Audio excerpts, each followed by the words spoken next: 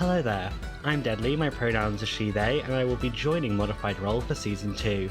I'll be playing Twilight Petrichor, the Twilight Domain cleric with a penchant for adventure novels.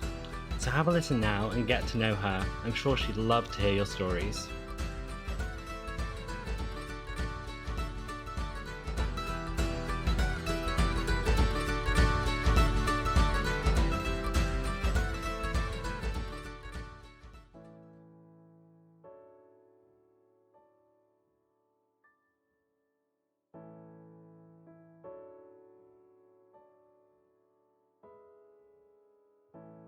The sky is clear. The sun is just dipping below the horizon, and the sky is awash with reds, umbers, pinks, as if someone has dragged a paintbrush across the sky. The hill rises out of the tree line, the trees fall away, and at the crest of the hill rests a Petrichor observatory. And at the foot of the door of the observatory sits a basket. Some time passes, the sky becomes a deeper shade of red and orange, and the door to the observatory opens. A woman about to step out notices the basket on the ground, startles slightly, but then leans down to look inside and startles more when she discovers that inside is a baby. But most babies don't come with horns, a tail, or this particular shade of skin. From out of the basket, she draws a child with lavender skin and bright, shining eyes. Pinned to this babe, swaddled in cloth, is an amulet and a letter. And when she opens the letter, it reads, "'Twas noontide of summer and midtime of night, and stars in their orbits shone pale through the light. Of the brighter cold moon mid planets her slaves, herself in the heavens, her beamed on the waves. I gazed a while on her cold smile, too cold for me. There passed a shroud, a fleecy cloud, and I turned away to thee, proud evening star in thy glory afar, and dearer thy beam shall be. For joy to my heart is the proud part thou bearest in heaven at night, and more I admire thy distant fire than thy colder, lowly light." The woman looks around, puzzled, confused, and then looks down at the face of the child, who has yet to cry, and just looks up at her inquisitively. She takes the child, letter, and amulet, turns back inside, and closes the door. From outside, we hear voices. Some raise in anger, speak quietly and gently and calm the room. And time passes. The sun and moon flit through the sky, the stars shine brightly, and years later the door opens again, and this time a young child darts out, lavender skin awash in the glow of the sun, followed more slowly by the same woman as before, this time a little more wrinkled around the eyes. Twilight, don't you know you cannot go too far from me? But I love adventure. Adventure is one thing, but if I lose sight of you, there will be hell to pay. Well, at least you could pay it out of my pocket money. Oh wait, I don't get any. She raises her hard hands in consternation. Where would you spend it? We live in an observatory. It is 2 days' ride to the nearest village.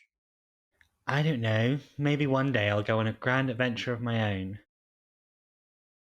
You can see the woman trying to keep a stern face, but after a few seconds it breaks and she smiles and just nods and say, "Yes, I suppose you will. Now, come on, we have to fetch some firewood for the evening, otherwise we will be sleeping in the cold. And the two of you head down the hill to the edge of the forest to collect broken twigs and branches. You've been living in the observatory for a number of years now. There are many people here, but the one you spend most time with is the librarian, Cadence, the one you're currently out collecting firewood with. She's a kindly woman, gentle. She does attempt to be stern with you, sort of keep you in line, but often fails in her own attempts. She just can't bring herself to be upset with you for very long. This isn't so the case with everyone else in the observatory. Most treat you with some treat you with kindness, most with indifference. There are a handful who are wary of your appearance, and though none of you told you directly, and Cadence would never tell you herself, you've heard snatches of conversation, namely from Tarquin and Charter, two of the older men who have worked in this observatory for a number of years. You've heard remarks under their breath when they believe you're out of earshot about how they should have left you in the forest that night you were found. Again, none would ever attempt to harm you, but there's definitely been a coldness from some of the members here. But they are the closest thing you've had to a family. How have you enjoyed enjoyed or not, how has the childhood growing up in an observatory in the middle of nowhere been for Twilight? So, she's definitely found solace within books, within running away through ink on pages, whether that be princesses or knights.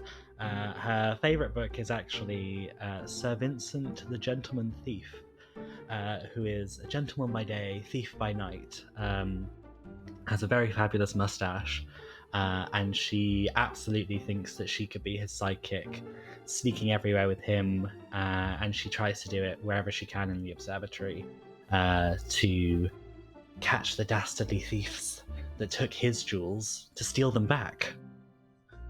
I imagine this is probably how you've overheard these snippets of conversation, by trying to emulate Sir Vincent, Gentleman Thief, by sneaking through the observatory later at night when you should perhaps be in bed. Yes. You perhaps overheard snippets of conversation you weren't meant to hear. Yep, absolutely. She believes that, like her name, she is as stealthy as the night, and she absolutely isn't. That was going to be the next question. She might believe this, but in reality, how stealthy do you think she really is? About as stealthy as a bull in a china shop. Because she has no worldly experience to kind of base anything off. So she thinks she is absolutely the most incredible thief to have ever lived. But in reality, she couldn't steal a cake from a window. It'll be Yeah, I imagine practicing your skills with a bunch of old men with poor eyesight, even poorer hearing, probably isn't the best way to gauge your abilities. Yes. As we said, Cadence has pretty much been the one to raise you. You've grown up sort of in the library. What is Twilight's opinion on Cadence herself?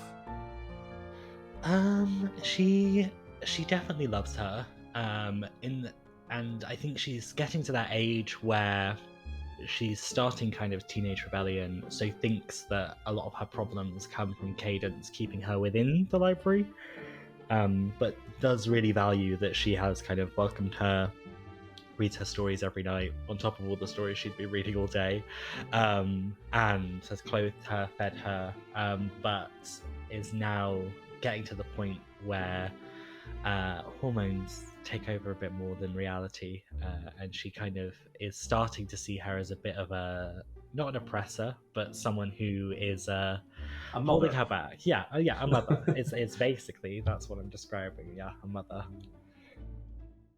You are the only tiefling in the observatory. Mm-hmm. There aren't many exotic races here, mostly human, elves, possibly a dwarf and a gnome. None of them have seen a tiefling before. How has Twilight felt growing up, knowing, just straight off the bat that she's not like anyone else around her? How is you have been in a fairly enclosed environment, but still nobody here looks like you. How has that sort of affected her growing up? I think she'll tell you it hasn't, but it definitely has. And even in the books she reads, and the pictures she sees on the walls, and even the studies she sneaks over the shoulders of the scientists to read, no one looks like her. And she doesn't quite comprehend why. She doesn't know if it's a detriment to her or if it's something wonderful. But as is the way with your own mind, she starts to feel like there is something wrong with her, which is obviously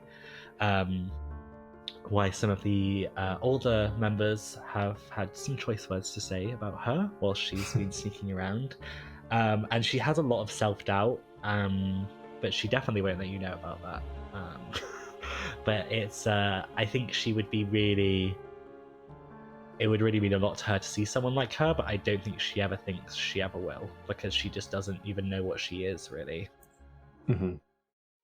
So, it's no real secret, obviously, from your appearance, and nobody's really tried to keep this a secret from you, that you were found. You weren't born to anyone in the observatory, and no one here knows who your parents were. So they have no way of celebrating your actual birthday. Instead, every year, they, or most of they, will gather and celebrate your what they call your finding day as opposed to your birthday. But largely the same thing. That time has come around again, and you've had a wonderful day. You've been gifted a book from Cadence that she's had delivered especially. It's another adventure novel following the exploits of Sir Vincent, Gentleman Thief, through another of his sordid stories. The others have gifted you little things, little trinkets and jewellery, and one of the elvish members of the observatory has brought you in a dress specially made for the occasion. What would you like the dress to look like? Well, I think she definitely has an affinity for stars, given where she grew up, and she thinks they are the most fascinating thing, besides Sir Vincent, the Gentleman Thief, who is always the most fascinating point of conversation in any given time. She, I think, would love something in like a deep blue with maybe some stars on it, and something not too poofy and loud, because she still needs to be able to sneak about. But enough to make her feel a little bit like a princess, even though she'll never admit that she wants to be a princess. Well, Fethrin, the elf that you're one of the other than Cadence, probably the other member of the observatory that you're closest with, has in fact got you a dress just like this. You believe that some of the conversations she's had with you over the past couple of weeks about style and fashion may have been hinting towards this now. But she gifts you with this, and you've been gifted several pieces of jewellery in the book from Cadence. And as the night sort of winds on, you have a wonderful dinner and some lovely. I probably would say where you are, they probably don't bake a cake, but they have some wonderful like a sweet dessert type thing that you have, and you're sort of ushered off to bed as you. I would probably say we're maybe perhaps feigning to fall asleep. As you wanted to practice having read more of Sir Vincent's exploits. So after Cadence bids you goodnight and, hugs you tightly and kisses on your forehead, she holds you at arm's length and just looks after you and says, I know we may not be the family that you would hope for, but just know that having you here has enriched all of our lives, and I would not trade you for all the books in the world. And she sort of smiles at that sort of silly comparison, kisses you on the forehead, and ushers you off to bed. Later on, I'm waiting for Cadence to head back and perhaps believe that you've in fact fallen asleep. You decide to put your new skills to the test. You sneak out to see how far around the observatory you can get before being seen. Why don't you roll a stealth check? Okay. Ooh. I rolled a 16, but my stealth is a -1. Well, 15. While you're still too young at this point, most of the adults around have partaken in a few drinks, so nobody is particularly observant this evening, so 15 is more than enough. You sort of start sneaking around. You're essentially seeing how close you can get to different people at different parts of the observatory before being seen. And as you are passing by the common area again, you overhear Cadence speaking with Barkin Stargazer, the only dwarf in the observatory at the minute. As you sort of sneak closely, make a perception check. Ooh, that's pretty good. That is an 18. Brilliant. You're sort of held back in the shadows, and you can hear perfectly clearly what they're saying. Barkin's sort of leaning back, filling a pipe with tobacco. Starts puffing on the pipe as he lights it. It's been 12 years since we first found her, and we've never seen the stars act like they did that night. And Cadence across from her sort of shrugs and shakes her head. It's like, perhaps it wasn't a natural phenomenon, something that may not be replicated. He nods slowly, saying, aye, it was sure a sight though. I've never seen those constellations shine so brightly in all my life. I'll say this much, I feel blessed to have seen it. But gods know no one will believe us if we tell them. Cadence is what nods as well to this. Like, it was certainly a once-in-a-lifetime event. I don't think we'll ever see the like again. And they both nod in silence for a second, and Barkin continues. Did you ever find out what that amulet was all about? Roll another Actually, roll an insight check. Okay, insight 13. You see Cadence. You know Cadence very well. You spend most of every day with her. You can't tell what's caused it, but when he mentions this amulet that you've never heard of, there's a very, like a minor second, like a split second when she tenses slightly, and then shrugs and shakes her head, and she tells Barkin, no, I still don't know what it was for or why she had it, unfortunately. Barkin just continues to nod, puffing on his pipe. The poem was certainly lovely, though.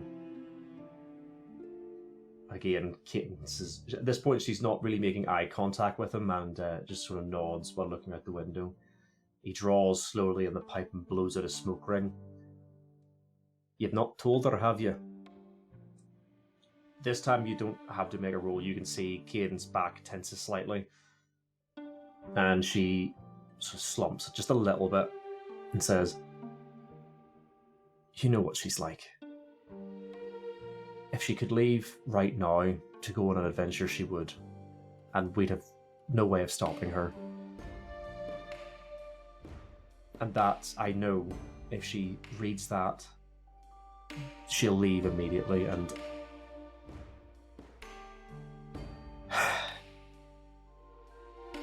I want her to be prepared when she leaves. And he nods, and they both sit back and finish their drinks. What does Twilight think of this? You've just heard Cadence talking about this letter, poem, and this amulet that you've never been told about. She has just had her world rocked completely.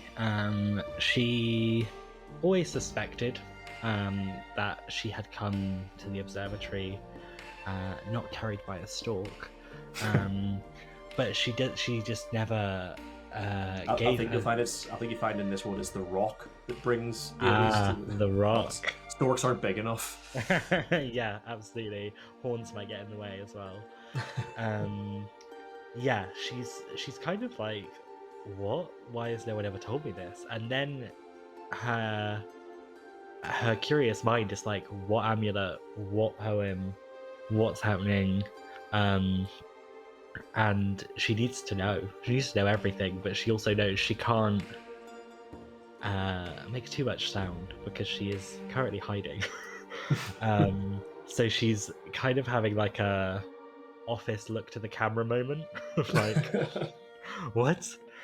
And Macaulay Culkin look at the camera and scream open mouth silently. Yeah. And without the running and arm flailing yet. and then also kind of a bit betrayed because she has had to grow up in this not isolated life, but a life without other children, without other people who look like her, and knowing that there is something more to how she came here and some clues to kind of set her little detective mind going. So she kind of feels, a little bit betrayed, a little bit curious, and a lot shocked. From what you've heard, you suspect that Cadence may have kept these items somewhere.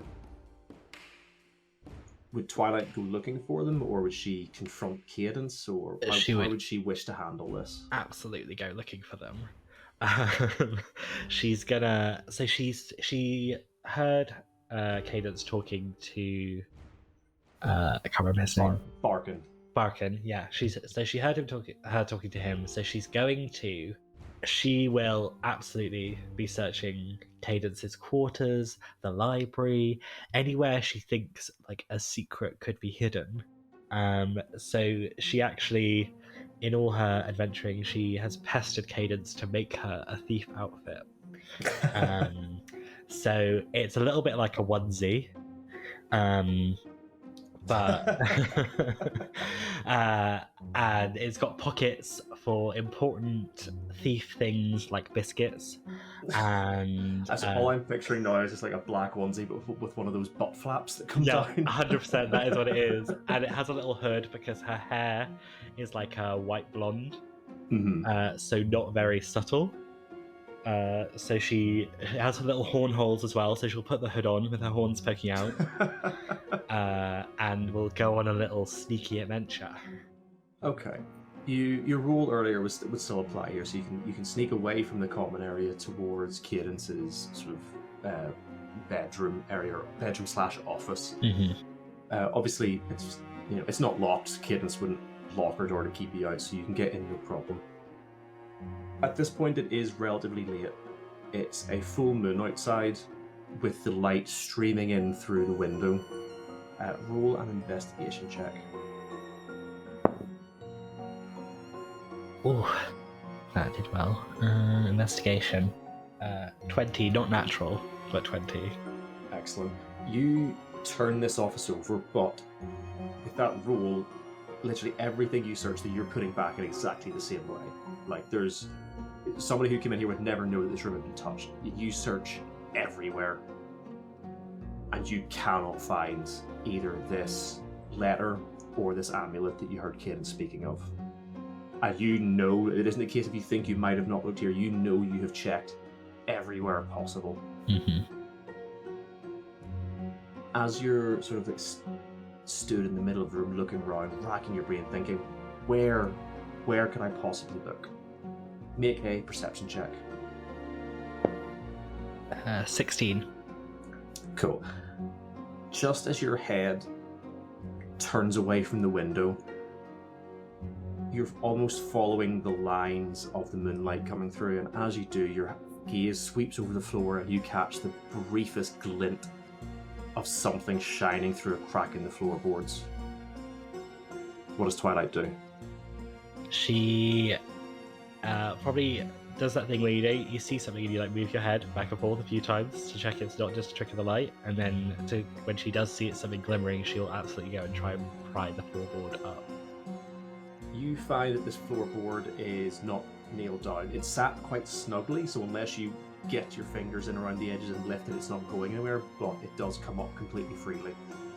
And inside, you see, not completely wrapped, but sort of stored in a little velvet pouch, is a rolled up letter and an amulet. With these found, what would you do? Would you open them then and there, or would you take them away to read somewhere else? She's gonna grab it and go, because she feels like she's on borrowed time. Like, she's turned this whole place upside down, and she knows Cadence will be on her way back at some point, so she's just gonna grab and go. Cool. You slip the floorboard back in place, pocket the items, and where would Twilight go? So there's a little part of the library, which is Twilight's room, and it's up a little spiral staircase in a little, like, not an annex, but a little room that they've made. It used to be a little reading nook, but now it's filled with all manner of books and little handmade toys that they've made out of things from the forest, and parts of experiments she's stolen and not told anyone about. So she's going to go up there, and it has a little window so she can look out at the moon, and she's going to sit under that so she can see without lighting any candles or anything, because everyone obviously thinks she's asleep. Yeah. You go in, and like you say, this room, there's still piles of books and things in here, so you settle up next to the window, sitting on top of a copy of what retrograde means for your crops and star signs and how to use them. You sit beneath the window with the light streaming through, and you pull out the letter and the amulet. Which would you read first? Which would you look at first? Read the letter, yeah. You read the letter and you see that beautiful poem that was written. It's not addressed to anyone, it's not signed by anyone, it's just this wonderful poem that makes reference to the moon and the evening star. What does Twilight feel as she reads through this? So she feels a lot of very complex emotions very fast, and just starts crying, and kind of is just overwhelmed with this letter that obviously has, well, poem that obviously has so much love and care and attention in it, and kind of wondering why she would be left with something that obviously shows this person cares about her. And then also understanding why she's always had an affinity for the stars and the moon as her constant companions, because growing up she hasn't really had friends, so she's named all the stars and the moons before she learned what constellations were, and they were her friends. So it's things clicking into place, but also opening a whole new world of questions. Yeah. When you've finished with the letter, what do you do with it? Do you roll it back up, or do you set it aside, or where would you leave it for? I think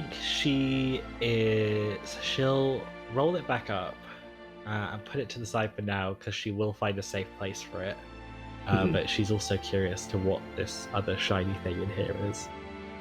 Yeah. As you set the letter to the side, just on maybe on the bed next to you, and then you pull out this amulet that you've heard about but never seen before. As soon as you sort of pull it out of this velvet cover and hold it in your bare hands, you can feel something. It's not a jolt or a shock, but you can feel something that makes the hairs on your arm stand on end. Time around you almost seems to slow for a second. Your eyes dilate, and you see every detail around you becomes razor sharp. Where the moonlight streams through the window and lights itself upon dust motes floating in the air, you swear one second there's a flash that resembles one of the constellations, then another, and all these constellations that you've grown up learning about and memorizing the names of, and know the stars that make them up, the meanings behind them. They're all seem to be appearing just as the moon lights upon these dust motes around you, and the letter next to you seems to unfurl through its own means, and as the moonlight lands across certain words, traces itself across the words written on this piece of paper, it seems to sparkle across evening star, cold moon, and finally joy to my heart seem to glisten for a second in the moonlight. And all of a sudden, you can hear a voice. At last, my wandering child, you have found me. What does Twilight do? She gasps and then looks around to see who's talking to her. You can't see anyone, but this moment of hyper clarity ends. The room is still illuminated by the moonlight, but there's not these sparkling dust motes around you. The words on the paper grow dull again. but you can hear the voice in your head chuckle softly. You cannot see me, but I am always there. I have great plans for you. Just wait and see. And she will crease her brow and just look out of the window and say, "What kind of things?" You hear another voice, this time not from inside your head, but instead from outside the doorway. What kind of things are you looking for? As the librarian pokes her head around the door. What does Twilight do? She throws a pillow and is like, get out of my room! Kaden sort of steps back and looks a little concerned, but shrugs and said, "Well, I hope you had a good night tonight." You too. She smiles gently, saying, "I'll see you in the morning. Good night." Good night. And you can hear her walk away. The voice isn't there anymore. The moonlight still shines brightly through the window, but everything seems just a little bit duller now. That moment, that magic that infused the air is gone. How does Twilight feel? She feels cheated, crestfallen, heartbroken. Just as her adventure was starting, it stopped, and it stopped by the one person who she had thought was stopping her from having an adventure anyway, and this evening has kind of proved that. And she doesn't know how to get the magic back once it's gone. Well, with that feeling heavy in her heart, Twilight heads to bed. What are the next few days like with Twilight? Obviously, you've experienced this magical moment, this beginning of your adventure. How does that affect her day-to-day life now? She, within herself, feels like she has more purpose because she now has the beginnings of an adventure. The idea that something bigger could be happening, because things like this only happen in books, but they must happen because they happen in books. And so to anyone who sees her from the outside, she seems quite distracted and distant, doing chores, sweeping up, very distracted. But in her head, she's having a million miles an hour conversations with herself. Mm-hmm. And everyone just they just think she's dazed because of her birthday or just distracted, but she's plotting. Okay, roll a perception check. Oof. 4. Okay, you don't notice much, but librarian, you do catch her sometimes just sort of looking at you, and then whenever you turn to look at her, she busies herself with something else. You don't really know what that's all about, but you've noticed from that night that she seems to be, she's always been the one to pay most attention to you, but you notice that it's not been like this before. You can see her sort of watching you, almost like she's thinking about what to do, but you can't tell why. Mm-hmm. Does Twilight try to repeat the experience that happened that night? Does she do anything to try and emulate that, or try to encourage it to happen again? So the next night and every night subsequently, she will try to either replicate what happened or do something different, or talk into the air. Very reminiscent of Spider-Man when he's trying to shoot his webs, and he's like, "Go web, go, do something." So she's just like looking at the amulet, like, "Do something." Opening and unfolding the letter, trying different sitting positions each night, and just anything that will kickstart her adventure again. Unfortunately, night after night, Twilight tries these things, but is not able to make this voice speak to her again. She's not able to have another conversation. And you try this night after night, you're trying different methods, and maybe 5-6 nights later, maybe she's sat meditating, maybe she has the amulet in a pocket where nobody else can see it, but her hand is resting on it, trying to get this to happen again. You're maybe in the back of the library doing this near a window with the moon shining through when Cadence comes through, putting some books back on the shelf. Maybe it's a little bit annoying. Maybe you're quite obviously sat in a sitting down cross-legged. She's not deliberately doing anything. She's not like throwing things at you or dropping books or making noise. She's just stacking the shelves. But then Cadence starts to talk. You're not quite sure if she's talking to you or talking to herself, but she's certainly talking out loud, and she certainly knows you're there. And she starts talking about a woman she used to know, a magical practitioner who used to stay and study at the observatory. She was so good at her work. She was thorough, engaging, and just spent all of her time trying to further her study of magic through astronomy. Cadence goes into detail describing an amulet that she used to wear every day, and it word for word describes the one that you're currently holding in your pocket. What does Twilight do when she hears that?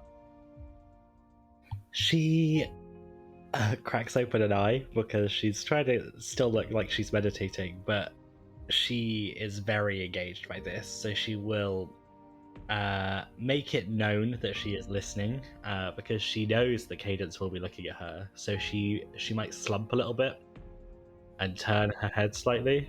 Yeah, as soon as you crack your one eye open, you can see that Cadence is like paused mid-motion as she was putting a book on the shelf, and she's looking directly at you.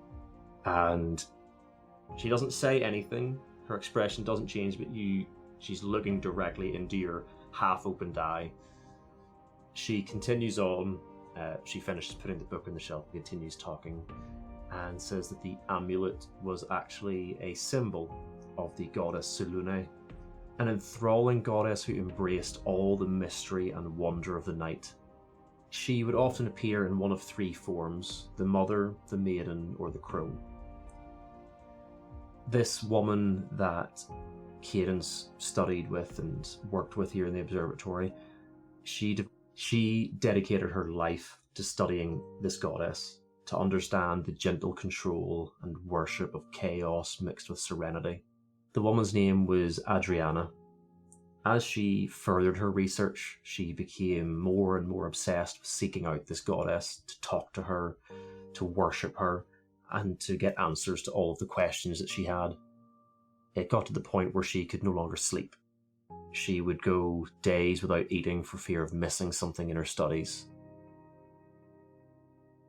Through studying books that she had specially delivered to the observatory that she worked through with Cadence's help, she came across a story of a holy pilgrimage to a site which would aid in enlightenment and bring people closer to Selune. Upon hearing this, she bid farewell to everyone at the observatory. She told them that she would return, and when she did, she would have answers for all of them. Answers about the stars, about the magic within the night sky, all of it. That was a lifetime ago. They never saw her again. The only news they ever got about her was a letter that they received in frantic handwriting, telling them that she would not be returning and that they should assume she would be dead by the time this letter reached them. Cadence has turned her face away from you at this point. Her breathing is steady, her back is straight, and you can tell that the only reason for this is through her sheer willpower that she is holding herself together to finish the story. She talks about how, upon reading the letter, that the staff were distraught, none more so than Cadence herself. This place where they worked and lived together was a family to them. It was their home. Many of them had not seen their actual family or their actual homes in years. For some of them, the older living races, it had been literal lifetimes for their human compatriots. The pain was too much. They stopped talking about her. Not because they hated her for leaving, but because to talk about her was too painful. They allowed her to fade from their memory.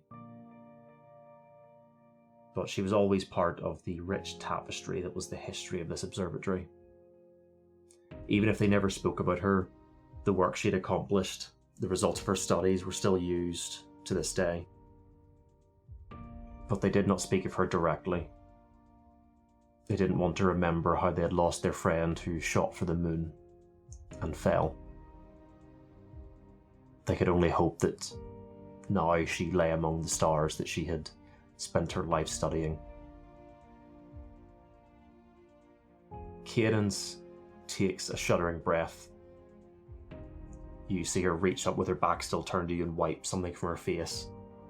And she turns and smiles. She says that letter was the last news they had of her friend Adriana until Twilight had shown up. She looks from your face briefly to your pocket, smiles gently, and says, "The amulet, the symbol that Adriana wore, the glimmer in your eyes, they remind her of Adriana.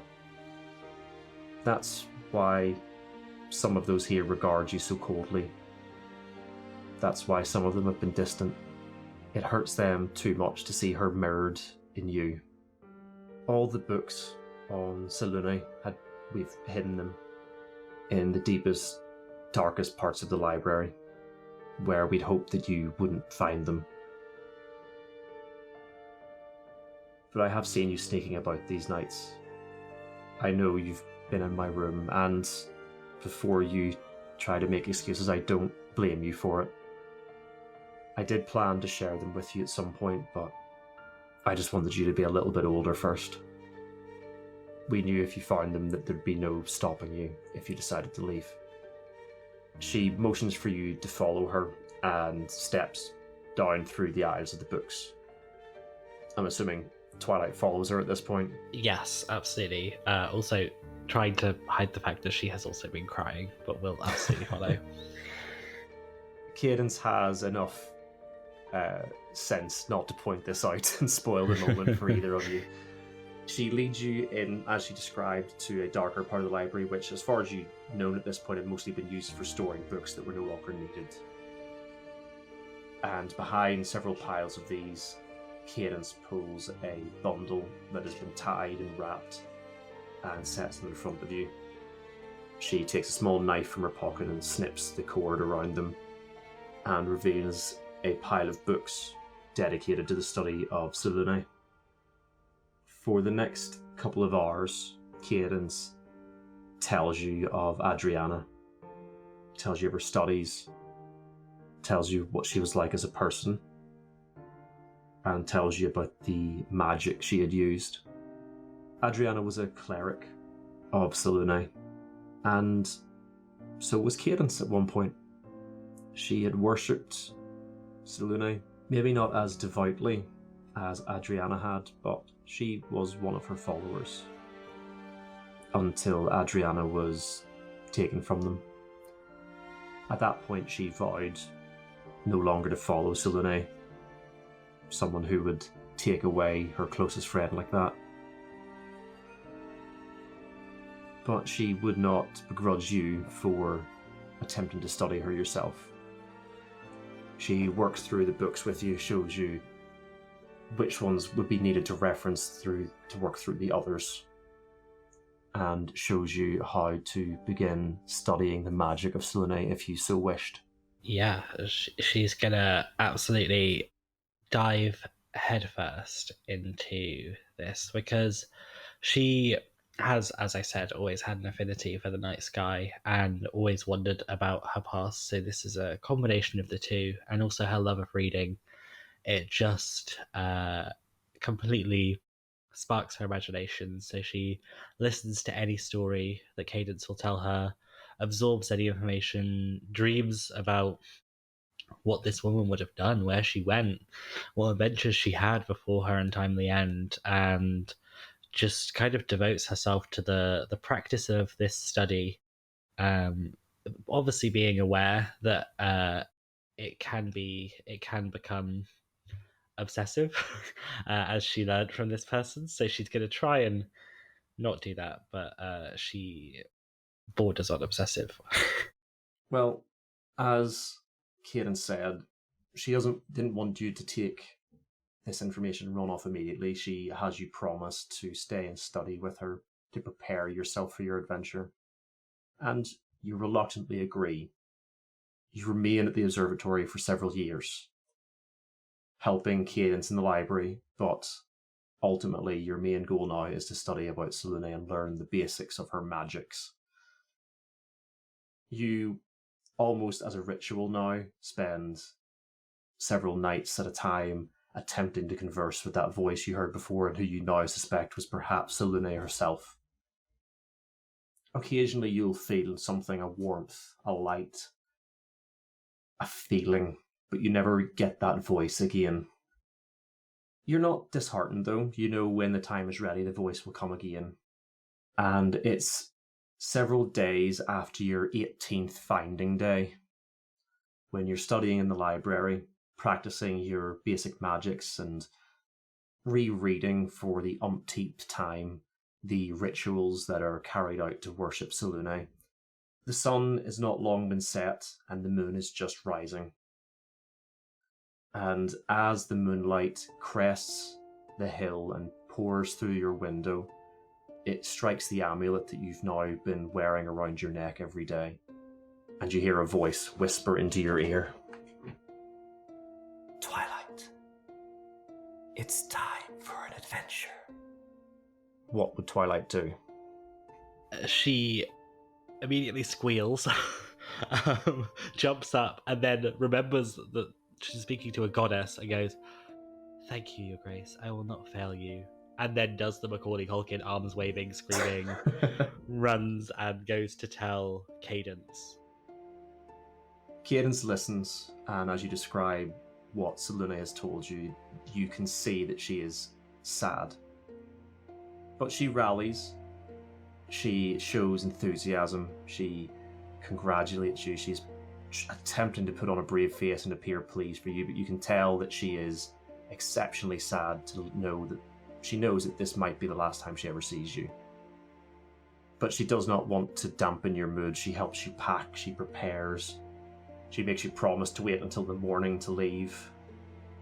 She attempts to share in your enthusiasm, but she places her hands on your shoulders and calms you and says, "I knew this day would come at one point, and I do have something else for you besides the amulet and the letter."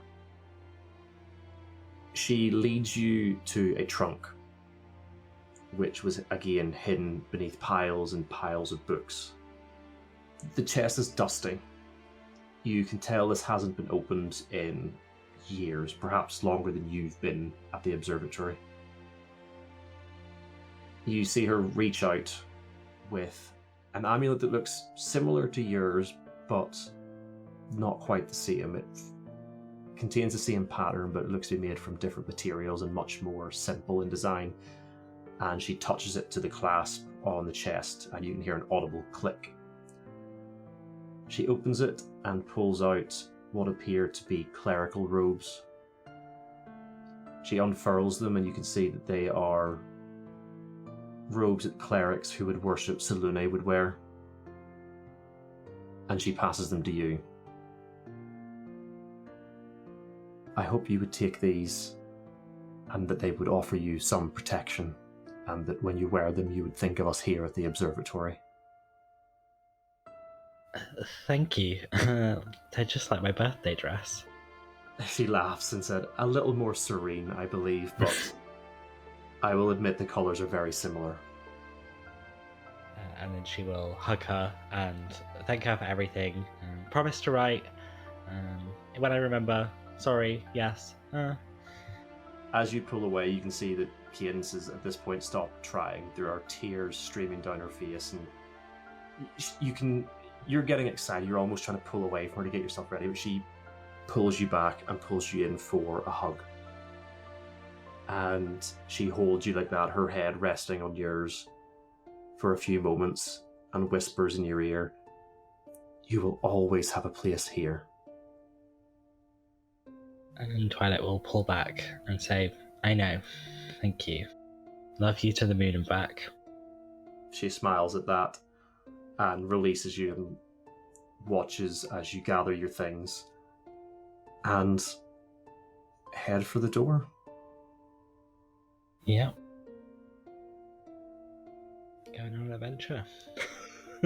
And just before she leaves, she's going to say goodbye to everyone. Even the people who have been a little bit cold to her, she will absolutely kill them with kindness. So she's going to hug them. You definitely see when a few of them see you in the clerical robes, you can see a few of them are visibly upset, not angry, but they're being reminded of a very painful memory. And even the ones who are particularly cold to you, you can see some of that coldness melts away a little bit. They're exceptionally sad, but it isn't directed at you. And she'll walk out the door and do a big dramatic wave and then start walking and then be like, my glasses, and then run back because she wears big round glasses when she's reading, and she could not be anywhere without them. Waiting for you at the door with glasses in hand is Cadence, and as you approach, she perches them on your nose, hugs you one last time, and stands at the door waving until you're well into the tree line. You travel for several days. You've never really been outside of the observatory. You've perhaps traveled to the local village once or twice to gather supplies with other members of the observatory, but you've never been much further.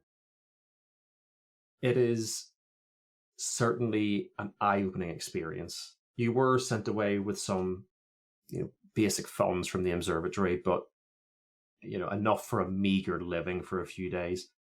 You soon discover that in the real world, people must work for a living.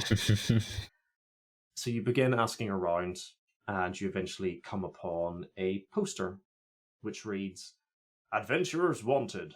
Reports of monster attacks on the rise in the local countryside. Skilled adventurers needed to cull their numbers and find the lair. Reward on completion. Report to Knight's Valor Keep for details." What does Twilight do with that information? So she adjusts her hood that she has learned is very good to keep up at the moment because as she has been the only person with horns most of her life, out in the real world, she is also the only person with horns. So she adjusts her hood, pushes her glasses up her nose, and goes to find the Knight's Valor Keep. You travel for several days, you get directions. Like you say, most of the people around here will have never met a tiefling. Specifically in this part of the world, they're not, they do exist and they are around, but, they're not a dime a dozen. No, there are very few people who have ever shown you any sort of hostility. And for the most part, it's mostly just them being rude. Most people seem more curious, but obviously all that attention does get a bit wearing over a time. You do get directions, you head on your way to Knight's Valor Keep. And one evening, as you're camping off the main road in a thicket of trees for cover, you sleep that night. Can I ask you to pick a number between 1 and 20? Ooh, 3. 1, 2, 3. Okay. You fall asleep beneath the bright moon and the stars, and you begin to dream. You dream about stories of Sir Vincent, Gentleman Thief, of running across the rooftops with him with his stolen goods returned to him, and you helping him, carrying things for him, and helping him unlock windows and sneak through homes. Then The dream blurs. You're back sneaking through the observatory, listening to snippets of conversation from the librarian, from Bark and Stargazer, from Fethrin and the others. Then again, you're sneaking through the darkness in the forest with the moon shining brightly through the trees. But this part of the dream seems sharper, seems more in focus. You step from the shadow into one of the shafts of moonlight shining through the branches of the trees. You feel a warmth in this light. You turn, and the forest that you were walking through behind you is now opened up into a clearing. In the middle of the clearing stand 3 figures in robes. You approach them, and they throw back their hoods. On the left is a young woman with pale skin, almost so light as to be transparent. Her hair is a luminous white that seems to give off its own light. Billowing behind her, she's slim and young and looks at you with a gentle smile on her face. The woman next to her is also beautiful beyond compare, but a little older, a little more regal. There's the faintest touches of crow's feet at her eyes. Her hair, still long and luminous, hangs against her back, runs the length of her back down to the ground. You swear you can hear whispers as her hair moves in the breeze. And finally, the last woman is old beyond compare. Her skin like parchment, but still pearly white. Her hair is limp and thin, but still you can tell hangs like gossamer threads of brilliant white light. Each of them held out their hands in front of them, and a roll of parchment runs from the youngest to the oldest. The one in the middle takes a quill from her sleeve and touches it to the paper, and there's a blinding flash of light. Your vision is gone for a moment. Just nothing but brilliant whiteness all around you.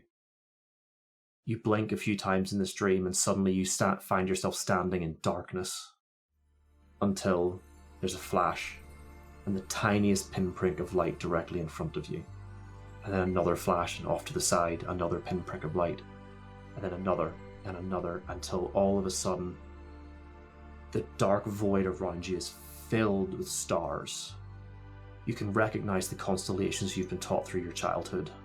You spin, and these stars are all about you, until you stop, and directly in front of you is the full moon, bright and large, and shining directly on you, and you feel a comfort like you've never felt before. And you hear a voice whisper, "What will your adventure be?" And you're awake. You just drew the fates.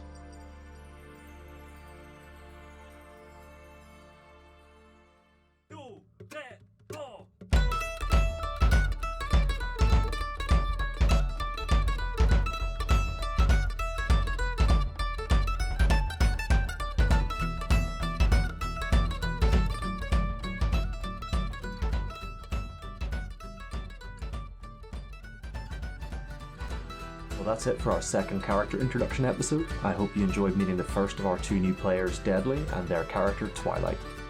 Join us again in 2 weeks to hear the 3rd new character introduction and our 2nd new player. That's it for this week. Thank you for sticking with us, and we'll see you soon.